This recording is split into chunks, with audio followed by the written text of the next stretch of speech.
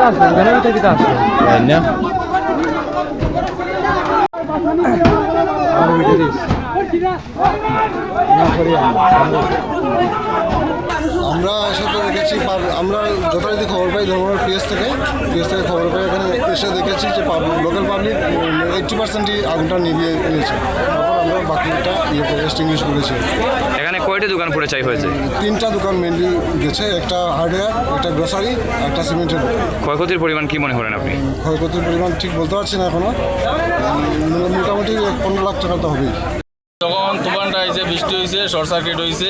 Short circuit হওয়ার পরে 2টা দোকানে প্রথম আগুন ধরছে, তারপরে 3 নম্বর দোকানও গেছে। 4 নম্বর 5 নম্বর দোকানও ধোঁয়ায় গিয়ে পুরো দোকান নষ্ট। 3টা দোকান পুরো জ্বলিয়াই শেষ। ক্ষয়ক্ষতির পরিমাণ প্রায় 15 থেকে 20 লাখ টাকার মতো হয়েছে। একটা গ্রোসারির দোকান, একটা হার্ডওয়্যার্সের দোকান, একটা সিমেন্টের দোকান, বাকি 2টা গ্রোসারির দোকানের জিনিস নষ্ট হয়েছে। আগুন ধরছে না, জিনিস নষ্ট। সেই দোকানের মালিকের নাম আপনি জানতেন? একজনের মালিকের নাম হয়েছে মুসব্বির আলী, একজন হয়েছে একরামুল হোসেন, একজন নজরুল ইসলাম। ঘটনা আনুমানিক কটার সময় হয়েছিল? 7:30 8টার দিক দিয়ে। মানে আপনি বলছেন যে শর্ট সার্কিট থেকে হয়েছে? সার্কিট থেকে। আচ্ছা, এখানে আগুন নিবানোর জন্য ফায়ার সার্ভিস এসেছিল? হ্যাঁ, তারা আসার আগে কি আপনারা নিভিয়েছিলেন? এর আগে আমরা নিভিয়েছিলাম, তারপরে বাকি যেটুকু রয়েছে তারা নিভিয়েছে। আমি মঙ্গলগাড়ি থেকে আসার পথে এখানেও আসার পরেও আমি দেখতে পাচ্ছি যে দোকানের মধ্যে দরজার মধ্যে দামদমাই আগুন ধরছে। তখন আমি সঙ্গে সঙ্গে এসে দেখলাম যে দোকানের মালিক সে দোকানের ভিতরে আসলো, এখান থেকে বেরিয়ে এসেছে। আসার পরে আমরা সঙ্গে সঙ্গে ফায়ার সার্ভিস কল করেছি। তো আমরা এখানে যতজন মানুষ আসলাম, চিল্লা চিৎকার হয়েছে, সঙ্গে সঙ্গে আমরা পানি দিয়ে লিমানোর চেষ্টা করছি।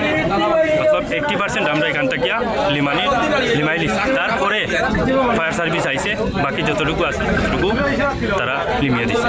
এখানে কয়টি দোকান বসীভূত হয়েছে? 3টি দোকান মানে পুরা বসীভূত হয়ে গেছে। আর মালিকের নাম? মালিকের নাম একরাম হোসেন। ওনার 2টি দোকান, একটি হলো হার্ডওয়্যার্সের আর একটি হলো সিমেন্টের। আর মুসব্বির আলী একটা গ্রোসারি দোকান। ক্ষয়ক্ষতির পরিমাণ সম্ভব মানে আমার যতটুকু ধারণা, আমি তো এই গ্রামেরই 14 থেকে 15 লাখ টাকা। আচ্ছা, আপনি সরকারকে বা প্রশাসনকে কি বলবেন? আমি প্রশাসনের কাছে এবং সরকারের কাছে এটাই দাবি করব, যাতে সুষ্ঠু তদন্ত হয়ে ওনার যে ক্ষয়ক্ষতি হয়েছে, ক্ষয়ক্ষতিটা সম্পূর্ণভাবে উনি যাতে পান, সেই ব্যবস্থা করার জন্য আমি আবেদন রাখবো সরকারের কাছে।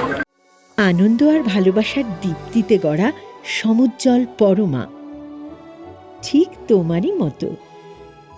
শ্যাম সুন্দর কোম্পানি জুয়েলার্স, আগরতলা, উদয়পুর, ধর্মনগর, কলকাতা।